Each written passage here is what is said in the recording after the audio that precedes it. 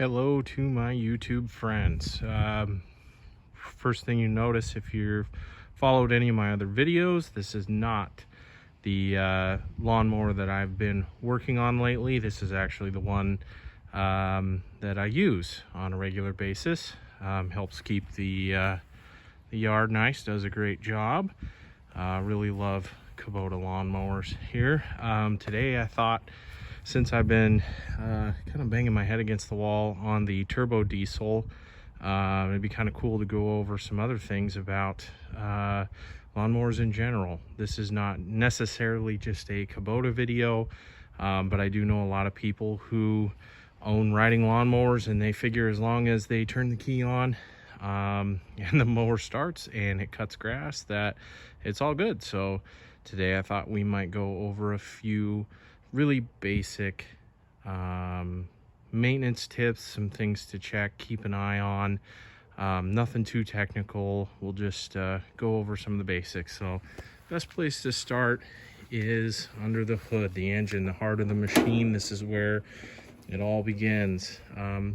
Most lawnmowers that I know of don't have any type of a hood release. The hood just lifts right off, which is really easy. Doesn't leave you struggling to find anything specific. This particular mower, this is a Kubota T2080. This is a really solid mower.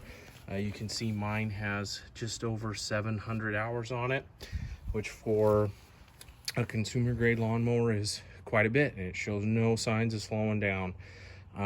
It's got a Kohler, I believe it's a Kohler Command, or one of those other series of engines. Very good, solid running engine. Still has plenty of horsepower, does everything I need it to do. So the reason we're starting here is to check one of the very basics. On a lot of engines, Briggs, Kawasaki, Kohler, your engine oil dipstick is going to be bright yellow, hopefully. That's not an across-the-board statement, but it is kind of a generalization. What you're going to want to do is twist that off and pull the dipstick out. You can see mine, the engine oil is still kind of an amber brown colored, and it is full. You would typically take a rag and wipe that off, but I don't have three hands, so for today we'll make that an exception. Under here, and in most cases, that's where you're going to find the battery. This is a simple 12-volt Group 1 utility battery, aka lawnmower battery.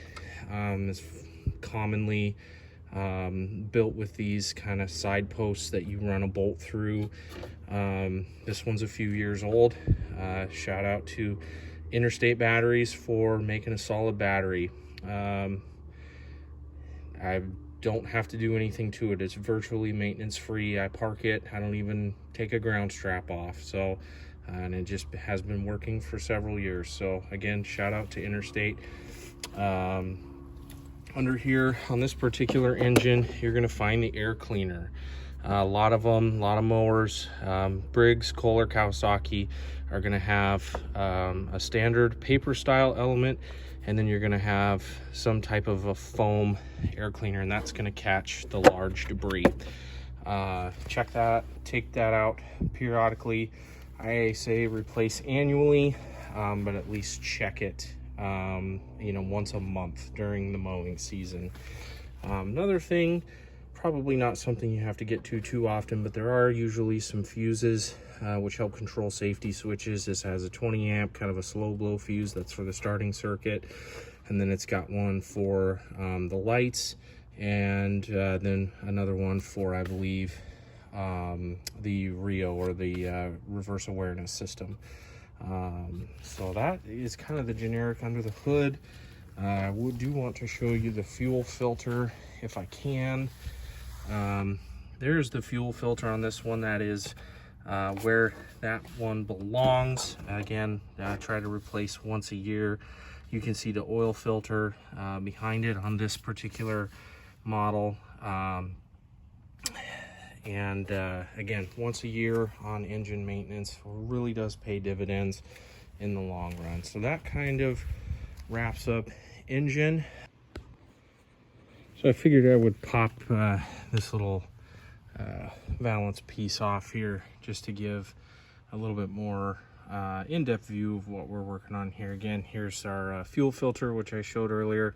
There's again the oil filter as well. On this particular motor, this is a V-twin, very common in riding lawnmowers, just because they're good reliable horsepower.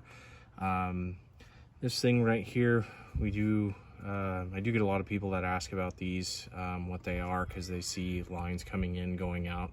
That is a fuel pump that basically takes the fuel from the tank, sucks it through this fuel filter right here, and then feeds it to the carburetor. So it's a good, very integral piece of the engine puzzle here. If you wanted to do a full tune-up on this machine, you'd be pulling this boot off on this side for the left-hand cylinder spark plug. And again, there's another one over here for the right-hand side. You can see it located right there. This also gives you access to the starter if you needed to replace it for one reason or another. However, on most quality manufactured engines, the starters are fairly reliable, and in some cases even outlast the engine. So again, just another viewpoint from under the hood. Next thing to go on to is going to be deck maintenance. So this is kind of specific to this particular mower. This is a 42-inch infinity deck, Kubota calls this. I don't really have any graphics or anything to show you. It is a unique deck, not unique as in nobody else has done it, but it is unique to Kubota's lineup. Basically what we have is two counter rotating blades. They don't overlap, they don't cross in each other's cutting path, but they are staggered.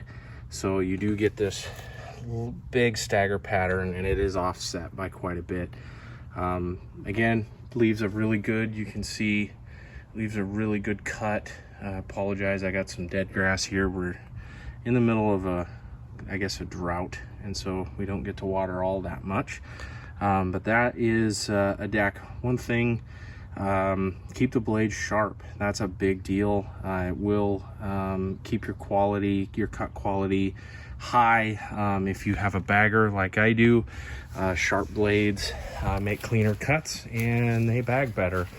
Here in the Pacific Northwest where we live, bagging is sometimes an exercise in futility. It doesn't matter what you do, how slow you go, it's gonna suck, and you're gonna be pulling this chute off here and digging down in there with your arms and pulling out the wet chunks of grass. In fact, that happened to me the other day when I was mowing. I flipped this grass catcher up so you can kind of see just standard cut and throw style. Moving on, on a lot of mowers, I know seat flips up. That's just kind of if it's parked in the sun or in the rain, keeps the seat dry and or cool. Safety switch, this is a big deal, especially if you've got kids that are going to be running around the yard, or if you have any type of hills or anything like that. The safety switch is going to kill the engine if A, you come off the seat while the blades are engaged, or if the engine's running and the parking brake's not on. On this particular mower, this is your fuel fill. You pop this cap open, you can see down in there. This one doesn't really have a fuel gauge. You kind of just have to check it. You kind of have to know how often you need to fill it. I can usually go one or two or three mowings between fills. Deck lift, again, this is kind of standard amongst the more consumer grade mowers. The turbo diesel in the shed there, she's got a hydraulic lift, which is really nice. It's really handy. But this one is kind of an Armstrong style. You have to pull it back, push the button, and then it'll drop to your preset cutting height. I don't know if you could see that very well. and then to lift it back up, you just bring it all the way back, and it will lock in place. Again, these are all points underneath. If you can, I'm not sure if we'll be able to see, there are some lubrication points, some adjustment points. These are all things that are good to keep an eye on, check out a couple times a year. Another feature I love about this mower are those shock absorbers right there. This thing actually rides like a dream. Big wide tires. This was one of Kubota's selling features back when the T2080 series came out. They talked about their cushion ride and their oversized tires, which made it a very comfortable machine to run. So again, just some very basic overview things. Talked to some people, like I said, they've never popped the hood on their mower. They've owned it for a couple of years, just because they're afraid. They don't want to mess anything up. They figure, hey, if it's running, I'll leave it be.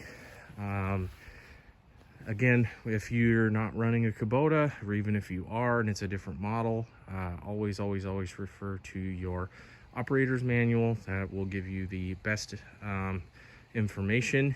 If you've got a Kubota and you don't have an operator's manual, download the My Kubota app. It's free to download, and it will give you all the operator's manuals that you would need for your equipment. Thanks again for checking me out. I appreciate it. Don't forget to hit the like and share buttons, and please follow. I'm getting excited on doing more content, getting further along on my other projects. Hope to continue posting more videos. Thanks.